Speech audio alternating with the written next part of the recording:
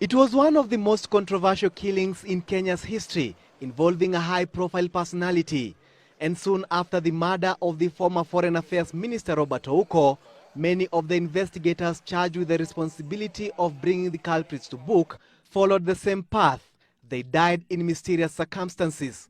But George Luchiri managed to escape, and after 20 years in exile, he has returned home. Nilikuwa nimeshikwa hapa, nimefungwa na kwa vile nilikuwa askari watu wangeniamini na Mungu alinisaidia nikatoroka. Luchiri returned home to find a totally different environment. There is a witness protection bill in parliament that could see a witness protection system in place soon. But Luchiri says that it is the forthcoming referendum that has been a catalyst for his return. I've come here to register as a voter and to see my people. He also comes home at a time that a Truth, Justice and Reconciliation Commission has been set up. So why did you flee? I left the country in 1990 when situations were not favorable to my place of work following Dr. Robert Ouko's murder, of which I was part of the investigators from the then Security Intelligence Headquarters, the Special Branch. Then I went to the United Kingdom, where I became a refugee. Tell us a bit about your growing up. Yes, I come from Mumias in Western Kenya. Yeah. And my coming to the city was as a result of my parents divorcing, which is something that will require another day to cover. But to be in short, my mother and father divorced when I was 4 years old. And then my father left for Uganda and remarried. So I was left under the custody of my grandparents. Mm-hmm. My grandfather being a village catechist, Roman Catholic, and my grandmom being the same. At the age of 6, I was molded by a python, which when I was taking care of my grandparents' animals with the other grandchildren. Mm-hmm. Unfortunately, she was killed and I survived, but I was partially deaf for a while. Who died? Your grandmother? No, the snake, the python. Oh. Yeah, it was killed, or she was killed. Oh, okay. And then I was rescued, but then I survived with partial injuries, of which I have scars on my body, the squeezing of the skin. And then that in itself made it worse because my mom had been actually branded as a witch because she could not give birth immediately she was married. Yes. Because 16 cows were paid as dowry. So they expected her to give birth simultaneously and immediately. Mm. When it took 2 years, they came up with a conclusion that there was something wrong with this woman. Yeah. But when she bore me, that's when her problem started, because that was like a disapproval to their myth and what have you. Okay. So when I was born, she was excommunicated from the village, and a small hut was built for her outside the village, where she stayed as an outcast. Okay. And then later on, when she became pregnant of my second sister, and while she was in labor alone, things went so bad that my young sister died thereafter. And that's when she left. Mm-hmm. So when she left, I continued, as I said, about the snake. And then I was removed from that village to go far away so that I don't contaminate the family with my mother's witches. Mm. So I used to go for about 10 kilometers in a school known as Buhui Primary School, which is more or less like 2 hours walk. Mm. So I used to wake up very early in the morning, I would go and come back. Then, unfortunately, in 1969, it rained during lunchtime, and we had gone to seek shelter that we could actually beg for porridge, because the woman there was selling porridge. Yeah. And then the lightning hit her, hit the place, and she died, plus another woman. So I was severely burned on my right shoulder, which I think when I joined the police, they didn't actually examine me properly. Mm-hmm. Otherwise I would not have joined the police. Yeah, but that is God's fate. Yeah. Then after that, things went so bad in that I walked in search of my mother, whom I could not even recognize that particular time. Mm-hmm. So I ended up in Busia, and I was like walking that direction because that's what I knew, she came from that direction. Mm-hmm. And fortunately or fortunately for me, I befriended a man of Somali origin and appearance who happened to be a driver of the long petrol hauliers. So the man brought me to Nairobi with an intent, which I didn't realize, that he was a purifier. So when he put me in his house, he went to buy milk, and eventually when he came back, he was hit by a vehicle, and he died on the spot. So on the same day, I was kicked out of that house, and I started now navigating my way around. And I graduated into a chokora. Yes. And I grew up in the streets, the harsh streets of Nairobi. Yes. And eventually, I joined the Hare Krishna Hare Rama, because they used to come to the streets to give us what we call prashadam. And then I went to the temple in Ngara. I grew up in Ngara. They took me to school. And to say it in short, one of their worshippers, Mr. Ramlal Sharma of City High School, took me from the temple to his home in Ngara, where Pioneer International University is. That is the former City High School. Yeah. Where I was privileged to go to school. Yes. My classmates included people like Honorable Ruben Dolo of Makadara, Okay. and people like Ranalo of the Ranalo restaurant, who can attest to what I'm saying today. Then eventually, JJ Kamodo adopted me, not as a son, but as a guardian. Okay. And by then he was Minister for Higher Education. All right. And when I finished my Form 4, he actually literally sponsored me to high school, plus the late Njiru, the MP from, former assistant minister from Kirinyaga. And in fact, when they died, I attended their funerals, and they made me to be what I am today. Okay, very well then. Later on, you became a police Yes, person. Why did you decide to join the force? Well, when I went to St. Peter's Mumias for my A-levels, we were the second pioneers. And we tried our level best. I got 1 principal and 3 subsidiaries, which totaled 6 points. Okay. But those who got 7 points with at least 2 principals, they went to the university. So I was short of going to the university. But in my mind, I was like, well, one day I will. And that's why I decided to join the Kenya Police as a constable. Okay. Because I wanted at least to do something. Yeah. Then when I joined the police, I came back and I was posted in Central Police Station. Then years later, Moi, by then he was the president, he gave an order that all Form 6 graduates who are in the police be taken back to Kenya Police College for special SOIP, special inspectorate course. Okay. Which I went, I came back, and then I was posted here in Kasarani.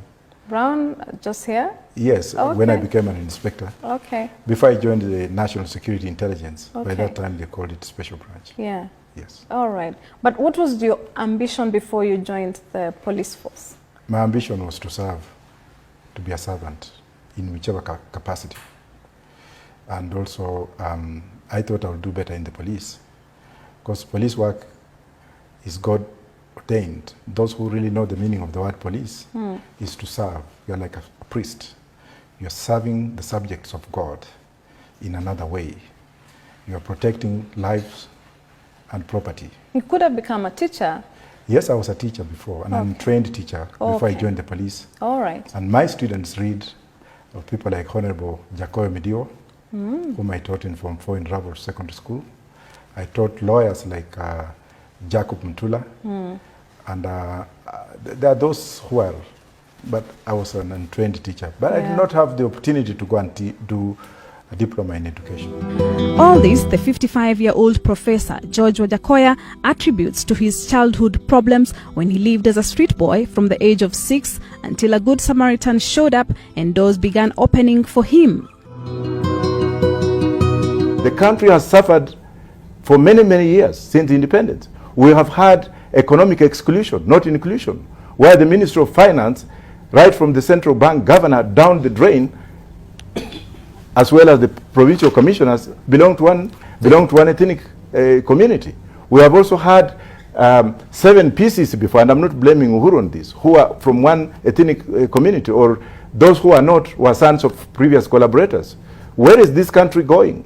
Unless we speak about it, What are we going to do? Are we coming to speak with very good English here because we went to universities, best refined universities in the world, so that we can be seen to be speaking? Yet the main core value of this country is really going into the drain.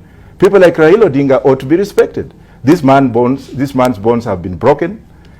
His flesh has been eaten in the cells by bugs, but his spirit has not died. Therefore, reconciliation should not come from these young men who are in diapers when Raila was fighting for justice in this country. I'm not saying I'm supporting Raila, but I'm telling my brother Uhuru Kenyatta that this country is bigger than him. He should rule to the will of the people, the preamble of the Constitution, which gives him the authority, by the choice of Kenyans, not him coming to impede what ought not to be there. And people's assemblies are key in discussing way forward. Kenyan Immigration Act is very, very clear on dual nationality. It's also very clear as to who has right to become a Kenyan citizen and who can take it away. It can only be taken away by the courts of law, not the executive, not Matiang'i, not Uhuru Kenyatta, not Raila Odinga, not anybody. But there's another category in Canada which says that any person can become a dual national of any other country, in which case Miguna comes under this category. Now, citizenry in Canada is too tired. We have citizens of Canada under the Dominion, that is New Zealand, Australia, and Britain. And the Dominionship owes its allegiance to the Queen of England, whereby any person born within the Dominion can actually, any person born within the dominions that I've mentioned can claim citizenship of any of those countries or move freely without immigration control. Because by the time he was becoming a citizen of Canada, he became a citizen of Canada through the UNHCR, United Nations High Commission for Refugees, because he's a person who was running from persecution, and he was therefore granted refugee status, and he had actually to satisfy the residents. But the question that is being purported by the Director of Immigration, the Director of Immigration within 24 hours came up with a proposition or supposition that Miguna had renounced his citizenship. Now, how did he get this information, which is under the Official Secrets Act in Canada, which can only be availed through the Canadian court with the consent of the Canadian government, Miguna being party to that litigation? Did he acquire this information illegally through the Canadian embassy? The answer is no. And how did he acquire it within 24 hours of Miguna's arrest and deportation? That somebody somewhere is lying. And as an immigration practitioner in North America, Britain and EU, and right now in Kenya, it's highly suspect that even if they acquired that information, they ought to have given that information in court in defense of their case against Miguna. Therefore, Miguna's deportation was arbitrary, it was contrary to natural justice, it was uncalled for, it was illegal, it was unproportionate, it did not go within the proportional rationality, in which case it should be condemned. And thank God that the courts have found for him, and therefore he should be returned without any limitations. Now, when it comes to the permanent secretary coming up and saying that there is national interest can only be overridden through the courts of law, where the government can come up with legitimacy, very high standards to be applied, strict scrutiny, legitimate expectation on national security. That case can actually be tried in camera. But it's the onerous of evidence is actually on the government to come in and convene the court that Miguna was a person of this particular disposition. But even if there was deportation order granted, that would be unlawful, because you cannot deport a Kenyan citizen by birth, period. Kenya is in debt, and Kenya borrows 2 billion every day, and it keeps on borrowing and borrowing, so the borrowing ceiling has gone beyond common sense.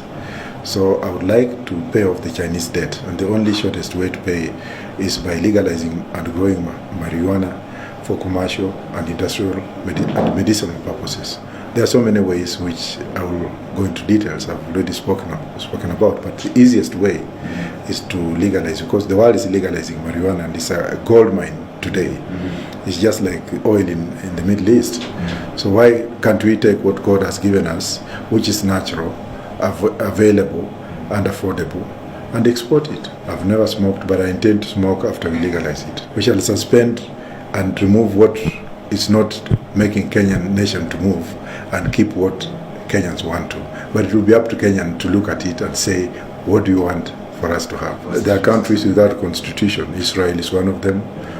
New Zealand is another one. Britain is another one, as well as Canada. So we have parliament. I'll rule through parliament at that particular time. I don't like those things. You don't? No. At all? You don't? I'm 62 years and I don't want to do what my children are doing. I don't have. You have any? I don't have any. Do you have any Kenyan musician? Well, I know the young kids that are brought up like Bahati and empowered them, but I don't have that. I have taste for Zairan music. Who is your favorite Zairan, you know? Nyoka Longa. Yes. Favorite song? Where a song, no, but Nyoka Longa is my favorite. Of course, most of them are my clans, including Kofi Olomide. But Nyoka Longa makes me dance. Yeah, I spend my leisure time by reading. I read a lot. I just finished another degree, postgraduate degree, diploma from Nairobi University. I'm doing my second PhD, and first one was honorary anyway. But I've done a lot of things within a very short time, and I should be doing about 8 or 9, and maybe diplomas and degrees put together they are 14. When I was at Chokora, I was deprived of my life. So when I went to school, became a grave digger. I didn't want to dig graves forever in England. I didn't want to be a security guard forever. So I just wanted to go to school. I am a vegetarian. I don't drink, I don't smoke, I don't eat meat, I don't eat fish, but my favorite is vegetables. They have their own opinion. Yeah. They talk of things that I don't even know. I can't say, but they know better. That's an end clone of psychological lunacy. People singing and dancing, trying to hoodwink Kenyans with stupidity. I'm issue-based. I'll talk to you the way we are talking, and we talk on issues. I'm not going to be dancing and singing for people out there like those people you're seeing. After stealing from the same people, you want to go and excite them and pay them the money you've stolen to vote for you to steal again. I think Kenyans should wake up this time, and they should look at what they want. Me, I'm just here to do what I can do on terms of sovereignty. But if they don't vote for me, it's okay. I will have no grudge against you. But my life will continue. In England, I was a grave digger, security guard, a student, and I shed tears throughout because of loneliness. In the US, I went back to school, and I've gone through, traversed corridors of power, justice. At least in the US, I've been able to address congressional members, several committees. I've been recognized in the US more than any other part of the world. My wife is from there. Of course, my children were born and raised in Britain, they're British. In the US, there's civility and humanity. At least I was given the opportunity to speak, and there people recognize me. Members of the Senate recognize me, academics recognize me. But here, I don't really care whether they recognize me or not. I came to pursue my mom, who had been divorced when I was very young, and I found her after 53 years living in a shack.